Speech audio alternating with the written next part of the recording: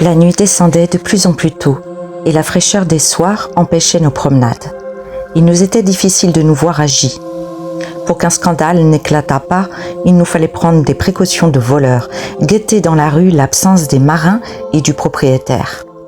La tristesse de ce mois d'octobre, de ces soirées fraîches, mais pas assez froides pour permettre du feu, nous conseillait le lit dès 5 heures. Chez mes parents, se coucher le jour signifiait être malade. Ce lit de 5 heures me charmait. Je n'imaginais pas que d'autres y fussent. J'étais seule avec Marthe, couchée, arrêtée, au milieu d'un monde actif. Marthe nue, j'osais à peine la regarder. Suis-je donc monstrueux ? Je ressentais des remords du plus noble emploi de l'homme. D'avoir abîmé la grâce de Marthe, de voir son ventre saillir, je me considérais comme un vandale. Au début de notre amour, quand je la mordais, ne me disait-elle pas « Marque-moi » ? Ne l'avais-je pas marquée de la pire façon ? Maintenant, Marthe ne m'était pas seulement la plus aimée, ce qui ne veut pas dire la mieux aimée des maîtresses, mais elle me tenait lieu de tout. Je ne pensais même pas à mes amis. Je les redoutais, au contraire, sachant qu'ils croient nous rendre service en nous détournant de notre route. Heureusement, ils jugent nos maîtresses insupportables et indignes de nous. C'est notre seule sauvegarde. Lorsqu'il n'en va plus ainsi, elles risquent de devenir les leurs. Mon père commençait à s'effrayer, mais ayant toujours pris ma défense contre sa sœur et ma mère, il ne voulait pas avoir l'air de se rétracter et c'est sans rien leur en dire qu'il se ralliait à elle. Avec moi, il se déclarait prêt à tout pour me séparer de Marthe. Il préviendrait ses parents, son mari. Le lendemain, il me laissait libre. Je devinais ses faiblesses, j'en profitais. J'osais répondre. Je l'accablais dans le même sens que ma mère et ma tante, lui reprochant de mettre trop tard en œuvre son autorité. N'avait-il pas voulu que je connusse Marthe ? Il s'accablait à son tour. Une atmosphère tragique circulait dans la maison. Quel exemple pour mes 2 frères ! Mon père prévoyait déjà de ne rien pouvoir leur répondre un jour, lorsqu'ils justifieraient leur indiscipline par la mienne. Jusqu'alors, il croyait à une amourette, mais de nouveau, ma mère surprit une correspondance. Elle lui porta triomphalement ses pièces de son procès. Marthe parlait de notre avenir et de notre enfant. Ma mère me considérait trop encore comme un bébé pour me devoir raisonnablement un petit-fils ou une petite-fille. Il lui apparaissait impossible d'être grand-mère à son âge. Au fond, c'était pour elle la meilleure preuve que cet enfant n'était pas le mien. L'honnêteté peut rejoindre les sentiments les plus vifs. Ma mère, avec sa profonde honnêteté, ne pouvait admettre qu'une femme trompât son mari. Cet acte lui représentait un tel dévergondage qu'il ne pouvait s'agir d'amour. Que je fusse l'amant de Marthe signifiait pour ma mère qu'elle en avait d'autres. Mon père savait combien faux peut être un tel raisonnement, mais l'utilisait pour jeter un trouble dans mon âme et diminuer Marthe. Il me laissa entendre que j'étais le seul à ne pas savoir. Je répliquais qu'on la calomniait de la sorte à cause de son amour pour moi. Mon père, qui ne voulait pas que je bénéficiasse de ces bruits, me certifia qu'il précédait notre liaison et même son mariage. Après avoir conservé à notre maison une façade digne, il perdait toute retenue et, quand je n'étais pas rentrée depuis plusieurs jours, envoyait la femme de chambre chez Marthe avec un mot à mon adresse, m'ordonnant de rentrer d'urgence. Sinon, il déclarerait ma fuite à la préfecture de police et poursuivrait Madame L pour détournement de mineurs.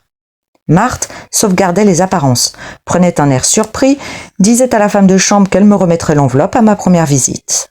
Je rentrais un peu plus tard, maudissant mon âge. Il m'empêchait de m'appartenir. Mon père n'ouvrait pas la bouche, ni ma mère. Je fouillais le code sans trouver les articles de loi concernant les mineurs. Avec une remarquable inconscience, je ne croyais pas que ma conduite me pût mener en maison de correction. Enfin, après avoir épuisé vainement le code, j'en revins au Grand Larousse où je relus 10 fois l'article « mineur » sans découvrir rien qui nous concernât. Le lendemain, mon père me laissait libre encore. Pour ceux qui rechercheraient les mobiles de son étrange conduite, je les résume en 3 lignes. Il me laissait agir à ma guise. Puis, il en avait honte. Il menaçait, plus furieux contre lui que contre moi. Ensuite, la honte de s'être mis en colère le poussait à lâcher les brides. Madame Grangier, elle, avait été mise en éveil à son retour de la campagne par les insidieuses questions des voisins. Feignant de croire que j'étais un frère de Jacques, il lui apprenait notre vie commune. Comme, d'autre part, Marthe ne pouvait se retenir de prononcer mon nom à propos de rien, de rapporter quelque chose que j'avais fait ou dit, sa mère ne resta pas longtemps dans le doute sur la personnalité du frère de Jacques. Elle pardonnait encore, certaine que l'enfant, qu'elle croyait de Jacques, mettrait un terme à l'aventure. Mais elle ne raconta rien à M. Grangier par crainte d'un éclat. Mais elle mettait cette discrétion sur le compte d'une grandeur d'âme dont il importait d'avertir Marthe pour qu'elle lui en sût gré. Afin de prouver à sa fille qu'elle savait tout, elle la harcelait sans cesse, parlait par sous-entendu, et si maladroitement que M. Grangier, seul avec sa femme, la priait de ménager leur pauvre petite, innocente, à qui ces continuelles suppositions finiraient par tourner la tête. À quoi Madame Grangier répondait quelquefois par un simple sourire, de façon à lui laisser entendre que leur fille avait avoué. Cette attitude, et son attitude précédente, lors du premier séjour de Jacques, m'incite à croire que Madame Grangier eût-elle désapprouvé complètement sa fille pour l'unique satisfaction de donner tort à son mari et à son gendre, lui aurait devant eux donné raison. Au fond, Madame Grangier admirait Marthe de tromper son mari, ce qu'elle-même n'avait jamais osé faire, soit par scrupule, soit par manque d'occasion. Sa fille la vengeait d'avoir été, croyait-elle, incomprise. Niaisement idéaliste, elle se bornait à lui en vouloir d'aimer un garçon aussi jeune que moi et moins apte que n'importe qui à comprendre la délicatesse féminine. Les Lacombe, que Marthe visitait de moins en moins, ne pouvaient, habitant Paris, rien soupçonner. Simplement, Marthe, leur apparaissant toujours plus bizarre, leur déplaisait de plus en plus. Ils étaient inquiets de l'avenir. Ils se demandaient ce que serait ce ménage dans quelques années. Toutes les mères, par principe, ne souhaitent rien tant pour leur fils que le mariage, mais désapprouvent la femme qu'ils choisissent. La mère de Jacques le plaignait donc d'avoir une telle femme. Quant à mademoiselle Lacombe, la principale raison de ses médisances venait de ce que Marthe détenait, seule, le secret d'une idylle poussée assez loin, l'été où elle avait connu Jacques au bord de la mer. Cette sœur prédisait le plus sombre avenir au ménage, disant que Marthe tromperait Jacques si par hasard ce n'était déjà chose faite. L'acharnement de son épouse et de sa fille forçait parfois à sortir de table M. Lacombe, brave homme, qui aimait Marthe. Alors, mère et fille échangeaient un regard significatif.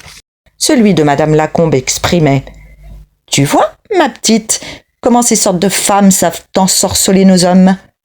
Celui de Mademoiselle Lacombe « C'est parce que je ne suis pas une Marthe que je ne trouve pas à me marier. » En réalité, la malheureuse, sous prétexte qu'autre-temps, autres mœurs, et que le mariage ne se concluait plus à l'ancienne mode, faisait fuir les maris en ne se montrant pas assez rebelle. Ces espoirs de mariage duraient ce que dure une saison balnéaire. Les jeunes gens promettaient de venir, sitôt à Paris, demander la main de Mademoiselle Lacombe. Ils ne donnaient plus signe de vie. Le principal grief de Mademoiselle Lacombe, qui allait coiffer Sainte-Catherine, était peut-être que Marthe eût trouvé si facilement un mari. Elle se consolait en se disant que seul un nigaud comme son frère avait pu se laisser prendre. Pourtant, quels que fussent les soupçons des familles, personne ne pensait que l'enfant de Marthe pût avoir un autre père que Jacques. J'en étais assez vexée. Il fut même des jours où j'accusais Marthe d'être lâche pour n'avoir pas encore dit la vérité. Enclin à voir partout une faiblesse qui n'était qu'à moi, je pensais, puisque Madame Grangier glissait sur le commencement du drame, qu'elle fermerait les yeux jusqu'au bout. L'orage approchait. Mon père menaçait d'envoyer certaines lettres à Madame Grangier. Je souhaitais qu'il exécutât ces menaces. Puis je réfléchissais. Madame Grangier cacherait les lettres à son mari. Du reste, l'un et l'autre avaient intérêt à ce qu'un orage n'éclatât point. Et j'étouffais. J'appelais cet orage. Ces lettres, c'est à Jacques directement qu'il fallait que mon père les communiquât. Le jour de colère, où il me dit que c'était chose faite, je lui eus sauté au cou. Enfin, enfin, il me rendait le service d'apprendre à Jacques ce qui importait qu'il sût. Je plaignais mon père de croire mon amour si faible. Et puis, ces lettres mettraient un terme à celle où Jacques s'attendrissait sur notre enfant. Ma fièvre m'empêchait de comprendre ce que cet acte avait de fou, d'impossible. Je commençais seulement à voir juste lorsque mon père, plus calme, le lendemain, me rassura, croyait-il, m'avouant son mensonge. Il l'estimait inhumain. Certes, mais où se trouve l'humain et l'inhumain? J'épuisais ma force nerveuse en lâcheté, en audace, éreinté par les 1000 contradictions de mon âge, aux prises avec une aventure d'homme.